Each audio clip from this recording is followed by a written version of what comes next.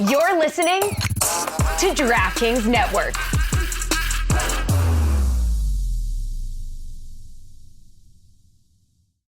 Warning, this product contains nicotine. Nicotine is an addictive chemical.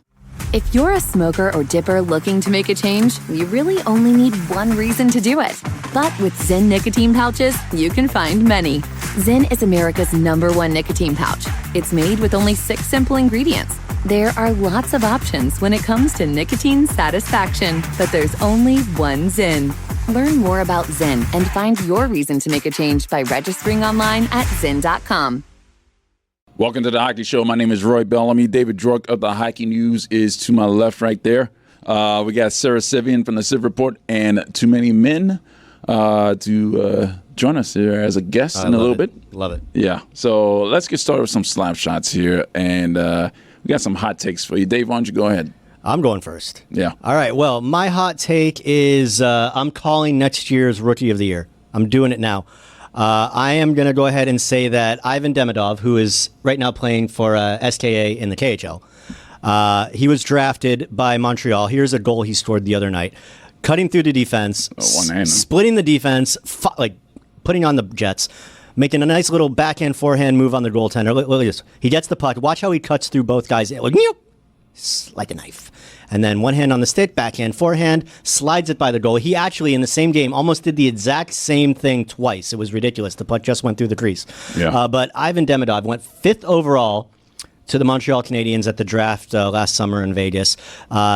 He's going to go pro, or he is pro. He's going to go North American pro after this season. Mm-hmm. And I think he's going to be next year's Calder Trophy winner. That guy is sick. Counterpoint, that was terrible defense. How about that? It wasn't great. No, it was not great. It was not great defense. Yeah, but he definitely showed off the skills and the skating ability there. I'm excited, man, because playing for SKA, you're going to be getting great competition every night in the KHL.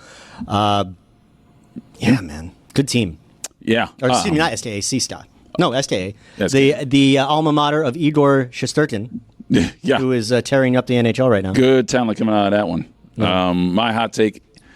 I'm going to have to rip the Tampa Bay Lightning here because what happened last year with Steven Stamkos and their negotiation tactics on trying to extend them was offensive. It was terrible. They lowballed him. Yeah. And if I was him as captain of that team, playing for that team for 16 years, winning 2 Stanley Cups for that team, injuring himself, coming back, and you do that to him. Like, I can compare it to Dwayne Wade and his contract negotiations with the Heat before he left to go to Chicago. But, that you can't do that to your captain. That struck a chord, too. Like, you bringing that up just now, like, I hadn't thought about that in a while. Yeah. Like, that struck a nerve. Yeah, it hurts, doesn't it? Yeah. That's the same exact thing the Lightning did to Steven Stamkos. And they bring him back, as we're seeing here, and parade him around. Yeah. And it was great for the fans, and you've got to do that. Like, you have to. But I agree with you that off the surface, they're like tap in your chest because it's not the fans that negotiated with him; it's the team. Yeah. But this is important though because, as Stammer said this week, it was the fans that he had such a strong connection with.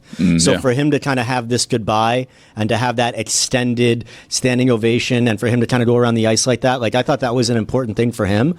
But I'm not sure, but I would think, if it was me at least, I'd be a little bit like, man, I shouldn't be wearing this. Yeah. I should be wearing that. Doesn't look good in yellow. It's not that, but I mean, he's wearing the same colors forever. Yeah. Yeah. I mean, it's some resolve for him, at least towards the fans. But even with the fitting tribute that they had in the video that the Lightning did for him, that does not absolve them from their role in that negotiation battle that they had. Yeah. You got to treat your franchise guy a little better. Oh, yeah. It's just, it's nice that the Heat and Wade got their happy ending and their random looking statue, it's whatever. But hopefully 5, 6, 7 years down the line, we're talking about something similar that the Lightning make it right with Stamkos, because right now it just does not feel right. It's going to come down to him signing a one-day contract, and that's it. And is that how we just fix everything nowadays with one-day contracts? Yeah, that's what they did with Emmitt Smith. The Cowboys did when he left to go to Arizona. he came back, signed that one day deal, and retired as a Cowboy. That's what's going to end up happening. Didn't somebody just do a 1 day contract? Like one of the Stahl brothers, maybe? I don't remember if one of the Stahl brothers did. Like, what, Eric Stahl? Yeah, maybe. He did what, Carolina? Let's see. I mean, jeez. Yes. Thank you, Google. Eric Stahl signed a 1 day contract to retire as a member. So that's the thing that we do now. Yeah, and that's how we fix everything. That's how we fix. Yeah. So cool. I wonder how much those contracts are worth. $0. I mean, I'm negotiating on my 1 day contract. Well, you want to get taxed? Is that how you want to? Because that's what's going to end up happening. You know what? If $1? I have to demand $1,000 so they can tax it, and I take home $600, I'm cool with that. And this is Florida, by the way. My 1 day contract's going to be with somebody in Florida, so I'm not really getting taxed. So you're going to pay by the hour on that? I'm always going to get paid by the hour. All right, I work in broadcasting. Oh, of course. All right, let's go to the wins here. I'm going to start with this one. I'm going to go with the city of Los Angeles. They won big time this week. All right, so Crypto.com Arena during the Kings game versus the Golden Knights during the I guess throughout the game in this situation, but especially during the intermission, showed the World Series. It was Game 5 at Yankee Stadium, and they showed the Dodgers winning the championship, and the fans got to see it in the arena. They even played the actual World Series game. Yeah. During play. Okay. That was really cool of them to do that.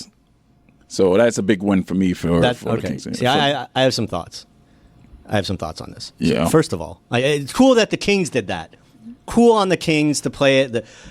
I'm sorry, if I'm a diehard Marlins fan and the Marlins are playing in the World Series with a deciding game. There's a road game, by the way. There's a road game for I'm leaving my Panthers. I'm giving somebody my Panthers. Sorry, Panthers, or whoever, Heat, whoever. If the team is playing and the chance to win the championship that night, I'm not going to another game and staring at my phone all night or hoping they put out, like, what the hell are you guys thinking? Yeah. They're wearing their Dodgers gear at the hockey game. Your team's winning the World Series. Like, what's going on? You should make this your fail. No, well, when I was 12 and the Panthers were in the Eastern Conference Final, my family went to the Marlins game during Game 7, and I got forced to go because I couldn't stay home. So I wore my Panthers jersey, and I brought my Walkman and listened to whoever was the play-by-play in '96. Chris? Jiggs McDonald. No, I can't think of his last name. Chris Stone God, forgive me, Panthers, for not remembering. But so that has resonated with me all these years because they actually put it on the Teal Tower in the bottom corner. They had Panthers Penguins score there, and you could hear little murmurs throughout the crowd whenever the Panthers scored. But I wanted to be home. I don't know why anybody would go to a game when your team is about to win a championship. If they're on the road, go to a bar. Go hang out with your friends. All right. I'm done. Yeah, you're done. So that. I mean, you might as well replace your fail with that because and that's money spent by those fans. By the way, they didn't know especially for the season ticket holders, they didn't know what day or what time that game was going to. There's a secondary market for tickets. They're like, it's easy to sell them. And honestly, like if I can't get rid of them, fine, whatever. Take the L for the cost of the tickets. If you're a season ticket holder, they're cheaper anyway. But no, I'm not missing my favorite team win, and I want to be like in a situation where I can celebrate and have fun. It just doesn't work for me, and I just feel like I'm repeating myself at this point. But no. Okay. No. What's your win, Dave? My win of the week? I thought we were doing. We're doing wins. No, okay. It's your turn. My win of the week is out of the Pacific Northwest. Our old friend Brandon Montour. The first hat trick by a defenseman this season, a natural hat trick, and we've seen 2 of the goals, power play goals from the point, as we've seen Brandon Montour do many times here in South Florida. Just a cool thing to see him get that for Seattle, and then a day later leaves the team to go head home to be with his wife while the Seattle was in Eastern Canada. He heads home because his wife had their second child, a little girl, earlier this week. So little Kai's got a little sister now. But so awesome win for Brandon Montour and his family this week. Just super happy for him and for the Montour clan. Good for him. All right, good for him. Good dude, right? Yeah, very deserving. It's good that when you have a child during the season, usually good luck follows you as dad a bump. hockey player. Yeah, The dad bump. The old dad bump. But we saw it with Montour in his first stint here. We saw it with Sergei Bobrovsky. Yeah. Ryan Lomberg had a dad bump. That when Sergei Bobrovsky became a father, that's when everything changed. Yeah. Everything changed. Like I'm not saying we. They on the big show were busy complaining about how Sergei Bobrovsky was playing, and then comes a father, and now all of a sudden, boom, Stanley Cup champion. Dad bump is real, man. Yeah. Biggest fail of the week. We're going to go to a fight that happened during the Capitals-Rangers game. Matt Rempe, who, by the way, was demoted earlier to the Hartford Wolfpack a couple of days earlier, was promoted back up to play against the Capitals because those two teams hate each other. Yeah. Legitimately hate each other. I mean, Those are two big men yeah. fighting there, too. What, Rempe's 6'8"? Well, I remember Makarov's last year 6'5". when I got introduced to Matt Rempe was when he fought Ryan Reeves, and I always thought Ryan Reeves was like the biggest M bleeper in the league. 6'4", But he always just seemed like so much bigger than everybody. And then I saw him next to Rempe, and I'm like, oh my God, this is a mountain of a man. Yeah. So that was awesome. Now, I don't know if you saw this. I'm going to interrupt our fails for a second. There's a picture that I put in there, guys, if you could pop it up real quick, of Matt Rempe. So him getting called back up to the Rangers was cool because then he got to go back to where he stays with the Rangers, and that's in Jonathan Quick's house. He's Jonathan Quick's house guest, and that is Halloween. That's Rempe on the right, and that's Jonathan Quick's son on the left, dressed up as Matt Rempe. That's pretty awesome. I think his son's name is Cash. And but how cool! They got the fighting stance up there. Obviously, Rempe's having a very positive impact on that family. Most hockey players are good dudes, so that's not surprising there. But I thought that was pretty cool, so I just wanted to share that. Well, hopefully Cash fights better than Rempe because he hasn't been doing well at all. He lost that fight, came away bloody. Yeah. In the 3 games that he's played so far, he's had 1 fight, 6 hits, 0 points. He's even on the plus-minus. In that game versus the Capitals, he had 5 minutes on the ice, he spent as much time in the box as he did on the ice in that game versus the Capitals. He might be demoted again. Sounds about right. Yeah. In terms of how he divides up his time. Yeah. Let's go with your fail. My fail is I feel for it's another goalie thing. As I said on Twitter, this is why I keep my ass in the goal crease most of the time because things like this happen. Oh no! Ilya Samsonov came out to play the puck and kind of half whiffed. Whoops! And then an awesome spin move by Warren Foegele. Rudiolas are missing, by the way. Yeah, they are. But look at this. I got it. Oh, wait, I don't got it. And then so smart by Foegele to just quickly put it in right between his legs. That's a major fail. Sorry, Ilya Samsonov. Just dude can't catch a break. Yeah, don't play the puck when you have the opposing player rushing on you. 2 hands on the stick, at least. Yeah. All right, go ahead, Dave, and send us the break, please. All right, well, coming up next, we're going to talk to our friend Sara Civian, who just launched the Civ Report, and I can't wait to talk to her about a few things that are going on in the league right now.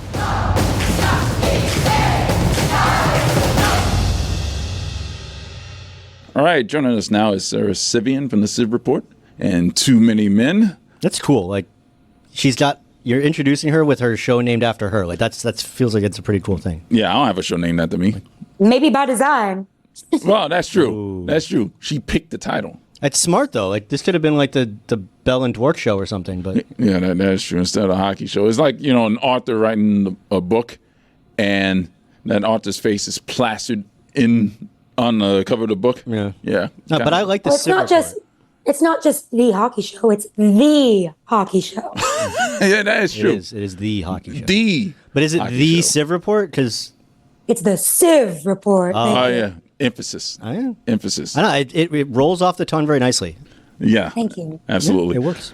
The Seattle Kraken have a history-making assistant coach in Jessica Campbell, and Ryan Clark of ESPN wrote about her. And one of the things that they discussed was what she was going to wear in her NHL debut. She chose white because that's the only color a man can't wear. Now, it's after Labor Day. That's one thing, right? You can't wear white after Labor Day. That's a rule, isn't it?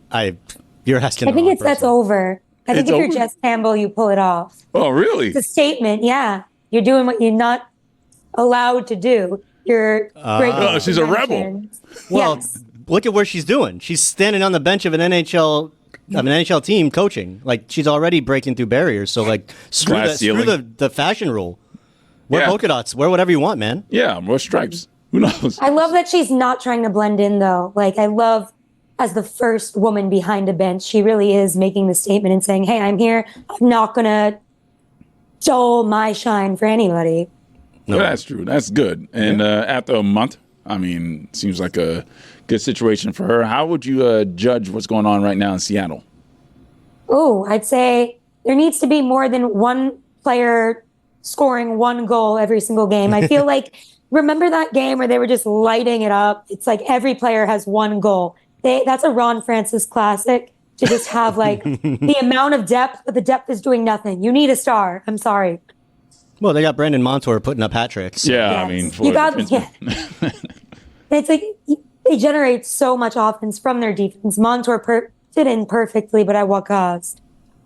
Yeah, fair enough. So let's talk about the big story in the league right now, what I think is the Connor McDavid injury, because Edmonton already kind of stumbled out of the gate a little bit.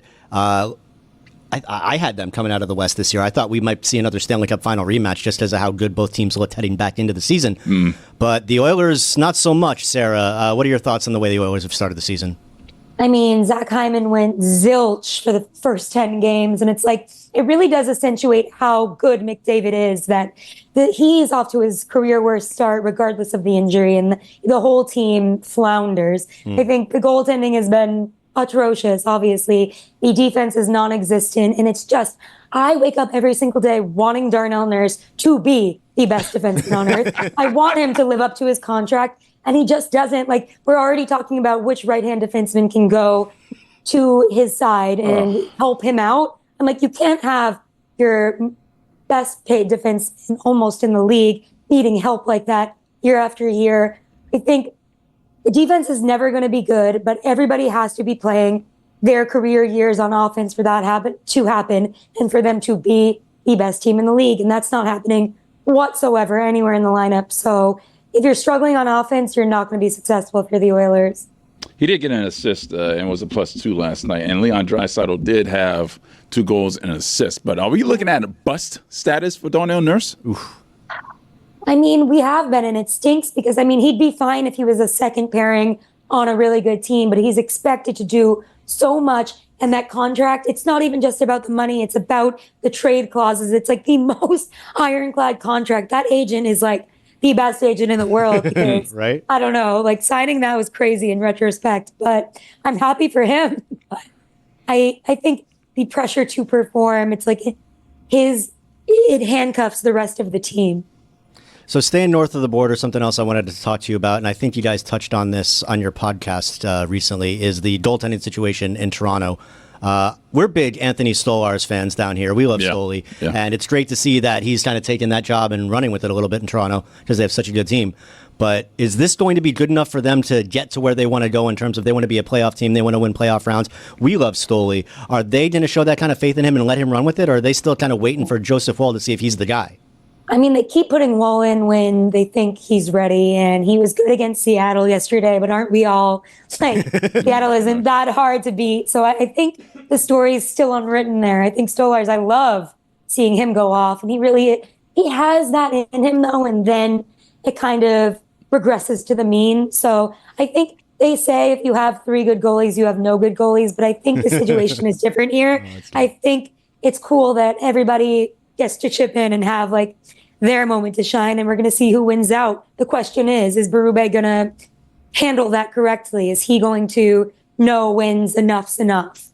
The Boston Bruins are currently 4-6-1 with 9 points, dead last in the Atlantic Division. They lost 8-2 in Carolina last night. It was god awful, and they sized up. They beefed up during the offseason. They gained some pounds to be more physical, but it seems like the Big Bad Bruins are just big and bad. Will Jim Montgomery?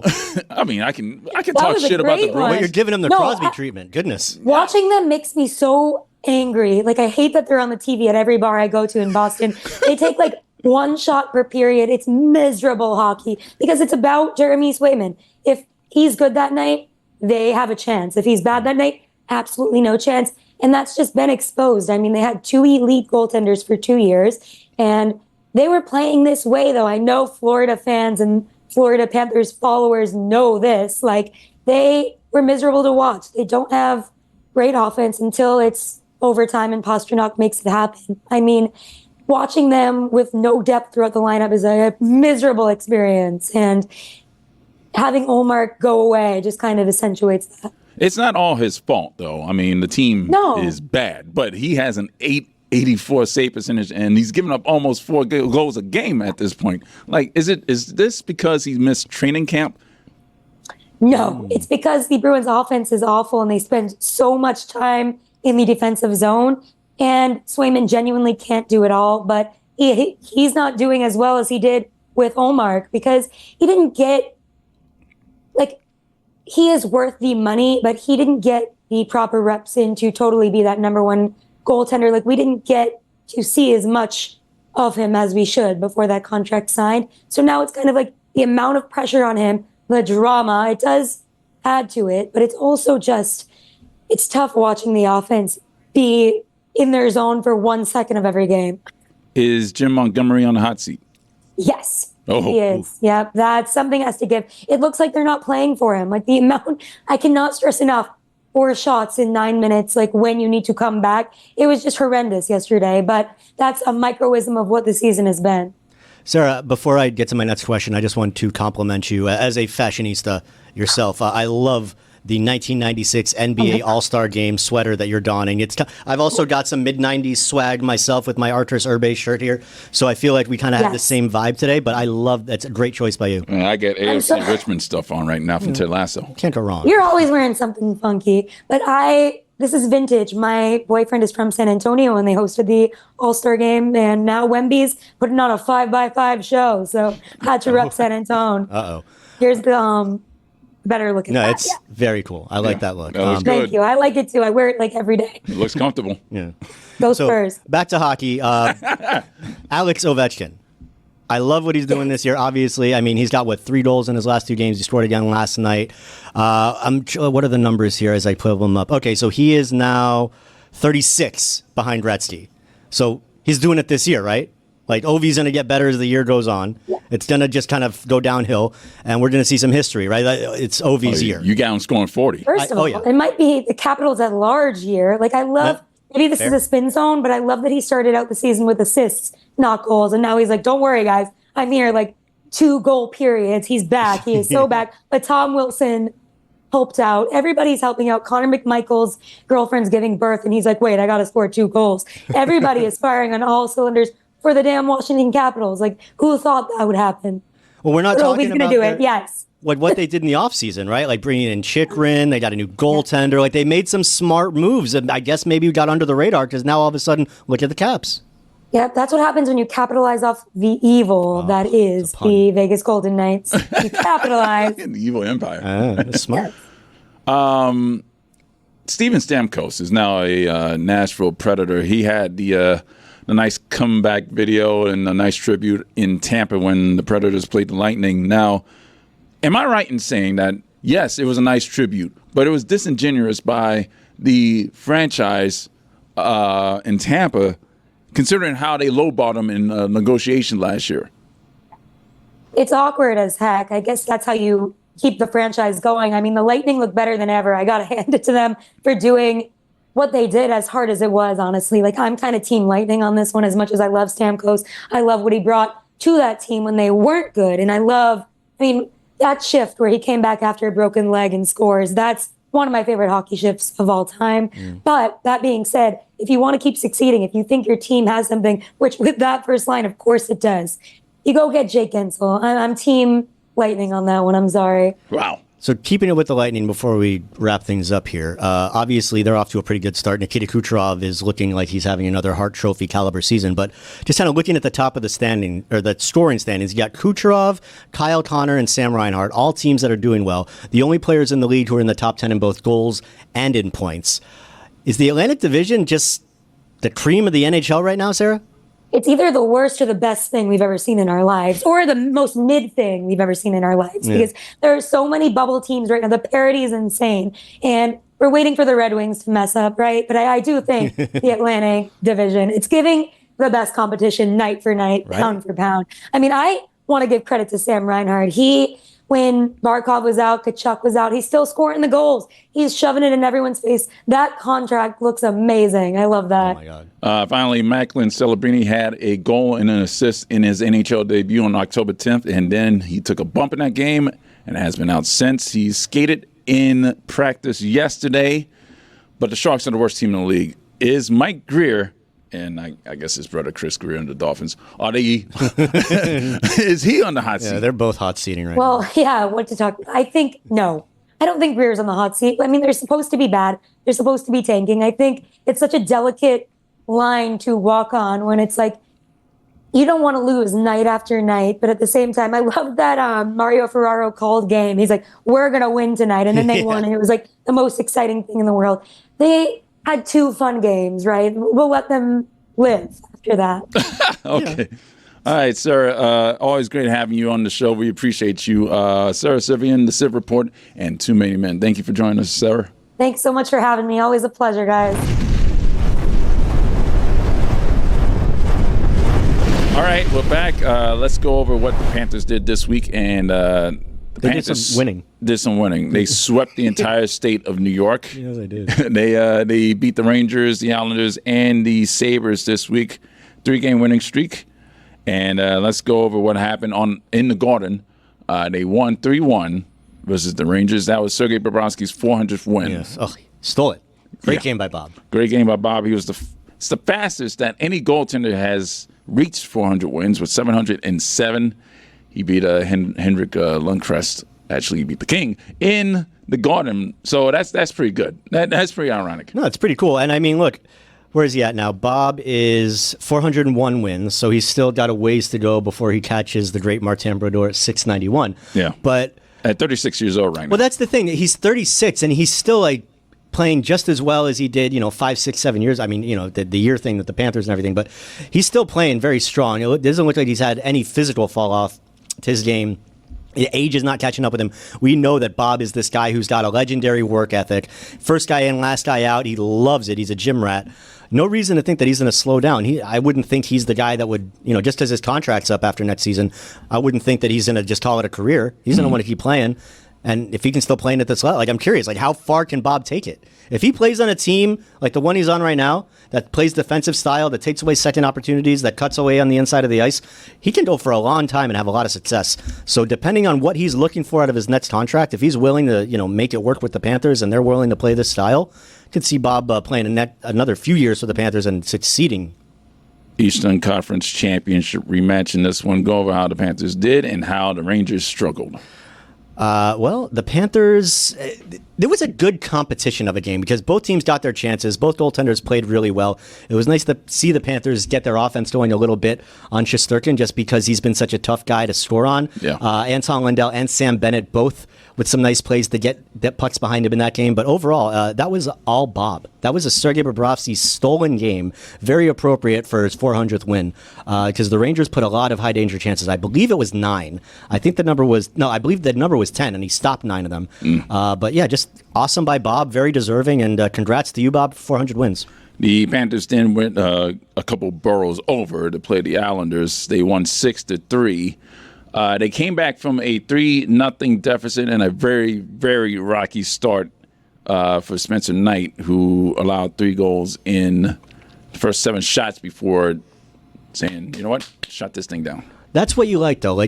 As we've talked about with Spencer Knight, it's going to be a process this season.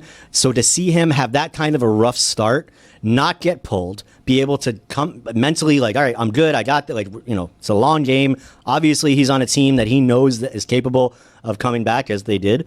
And so to see him shut the door on the Islanders the rest of the game, to see Florida, as we've kind of seen, this is such a mentally strong team. Going down early is not going to hurt them. They turned it on, came back, and really, felt like the tale of 2 games because the way they looked in the first not even 10 minutes and the way they looked the last 50, much better. I said that Spencer Knight, before he went into player assistance, that all he has to do is just give up 1 goal and he'll be set. He'll be in the game and shut everything down. So hopefully he can get back in that mode All right, I allow one. Let's cut it out. Yeah. Look, he's a great, talented goaltender. I think it's just a matter of getting back into his routines and his rhythms and feeling comfortable at this level. I think we're seeing that he looks very, very much in his element right now. He's going to get one of these games probably in Finland, so it'll be nice to see that kind of continue and to see him get one out there as well. But overall, I think, small sample size. We're only 11 games into the season. He's only played 3 of them. Yeah. But from what we've seen so far from Spencer Knight, I think it's what you want to see early on. Matthew Tkachuk scored his first and second goals of the season, including this one that cut the deficit to 3-2. This goal is quintessential Matthew Tkachuk. I mean, it was, he drove everybody crazy on this goal. Now take a look at this. One in the chops. He got speared, basically. They didn't call that. And then he cross-checks the goaltender, and then the shot on goal, hit the post. He found the puck behind him and jammed it home, and then the big scrum. And then he punches. I love it. Yeah, that's critical. Well, he scores. That's his goal. And instead of putting his arms in the air, he's like, no, I'm going. It's like rock him, sock him. I love it. Yeah, we'll do the celebrating when we escape past the bench. Look, and from the goaltending perspective, like that, he's pissing off a lot of goalies. He's good at that, and I got respect for that because, look, we don't like to get. We're in our area. We got our thing going on. And like, if you're a mentally strong goaltender, like you can kind of deal with that and move on. But obviously that one, just Tkachuk bumped into Varlamov. Varlamov responded by, chopping him in the midsection. Yeah. Tkachuk smartly, put his weight down, took his stick and took it behind the net. It's a good move by Tkachuk. You're not going to get called for that. Mm-hmm. And then he comes back, gives him a little pop in the shoulder, like you're in his head. Like the puck hits the post, the rebound's there, the goalie doesn't know where it is. That was, as you said, quintessential, perfect Matthew Tkachuk. That is what makes him so valuable, is that he's so skilled, but he can still do that greasy, grimy, dirty shit that drives everybody crazy. Yeah. He is the guy who you love to have on your team and you hate to play against. Mackie Samoskevich scored his first goal in his NHL career. That felt like it was just like a matter of when, because he was getting a lot of chances. His speed was showing off. He tried that wraparound move at least 3 or 4 times before finally converting on it. I feel like he's done a good job in terms of just fitting in with the Panthers this year. He hasn't looked out of place, which is what we've seen with some of the rookies that they brought up over the years, whether it was a Hendrik Borgstrom or whether it was a Grigori Denisenko. They just didn't look like they were ready at the NHL level. They meshed, they kind of faded in. They never stood out. Mm-hmm. But with Mackie Samoskevich, he is standing out. He's making things happen with and without the puck. So very promising rookie season and a good start for Mackie so far. The Panthers traveled up to upstate New York to play the Buffalo Sabres. They won 5-2, and this will make Rose happy because Alexander Barkov made his return from injury and scored the first goal of the season for him. Yes. That's look at the smile on her face. Yeah, well, Barkey looked great. Like on the very first shift of the game, like he made a between the legs move. He drove at the net. It was like, hey, I'm back. I'm ready. And there was a little scare at the end of the first period where it looked like, he took a little tumble behind the net. I think he got bumped into by Nico Mikkola and stayed it a little gingerly, but he was obviously fine, came back. Yeah, I got worried about that one. A little bit. But no, look, Barkey is Barkey. I mean, when he's healthy, when he's in the lineup and he's 100%, he's a game changer in every zone and every level, whether it's special teams, 5-on-5. The Panthers are rolling right now, and I'm very excited to see what they're going to do because they're going to play a very, very good Dallas Stars team for a pair of games in Finland, and that'll be a great test for both of them. It's a 5-game road winning streak for the Panthers. Carter Verhaeghe has a 7-game point streak. Sam Bennett has a 5-game goal scoring streak. Everything is going very well for especially the top 6 forwards for the Panthers. What is it about guys in their contract year with the Panthers just scoring the lights out? Like Sam Bennett, 8 goals through 11 games. Like who saw that coming? Like you said, 5 straight games with a goal for Sam Bennett. Yeah, and he did that with Matthew Tkachuk missing 5 games, with Sasha Barkov out. So it's been an awesome start to the season for a lot of guys. And you mentioned Verhaeghe on the point streak. He didn't score for like the first 7 or 8 games, and he still kept the scoring up. Now he's putting the puck in the net. So I don't know. It's a good time to be a Panther fan. I feel like we say that a lot. A lot of pets being adopted because of Sam Bennett. We'll get into that a little later. This month. Quick plug, though, for Rose to chime in real quick. Don't forget to follow the Hockey Show on X, on Instagram, Hockey Show DLS. Right, Rose? Very, very good. You have a microphone, Rose. And what the hell are you wearing? What is this get up that you got over here? What's going on here? I'm so sorry. I forgot I had this, but it's for my migraines. I'm so sorry. That's an ice pack. It's like Frozone. There's an ice pack on your head, but you're wearing a blanket. Yeah. No, but yeah. This is No, how- but yeah. I'm gonna Rose get it produces off wine, it's for fine. the rest of the thing. Okay. All right. The Panthers are 7-3-1 right now. 15 points. They lead the Atlantic Division as opposed to the Boston Bruins, who are up there last. They are second in the Eastern Conference behind New Jersey, third overall in the league behind Winnipeg and New Jersey. They are 6-1-1 since starting the season 0-2-0. That's some good stuff right there for your defending champion. Not too Florida bad. Panthers. Adnan Burke will join us next week. He's a month into his new gig with Prime Canada. Yeah. And he wants to talk about I'm it. excited to hear his take. Like, what's the last month been like? He was so jacked up to get into it, so I can't wait to hear how it's been going for him. It looks He's good. always jacked up. That man he's a good man. He's a fun man to be around. So good for him. He'll be on next week. That's the hockey show for this week.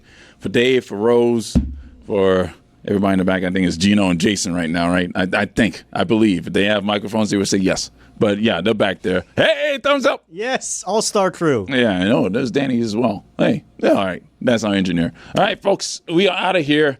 We will see you next week. Goodbye. Howdy, loyal audience. It's Mike Ryan, and we're getting down to the nitty-gritty of football season, which means you've probably enjoyed more than a few tailgates, and right by your side at that tailgate is that beautiful white can of Miller Lite. From defending your favorite team after a bad loss to obsessively checking your fantasy lineups, football fandom is bigger than just Sundays. Miller Lite knows the passion that comes with rooting for your team, like the debate that sparked in 1975. Great taste versus less filling. So what's the best thing about the original light beer? Let it be both. It is for me. Miller Lite keeps it simple. Undebatable quality with great taste and only 96 calories. It's a beer that strips away everything that you don't need and holds on to what matters most. A light beer that actually tastes like beer. And the original light beer since 1975. Make your game time taste like Miller time. Tastes great and less filling. Let it be both. To get Miller Lite delivered right to your door, visit MillerLite.com/stand, or you can find it pretty much anywhere that sells beer. Celebrate responsibly. Miller Brewing Company, Milwaukee, Wisconsin. 96 calories per 12 ounces. Fewer calories and carbs than premium regular beer.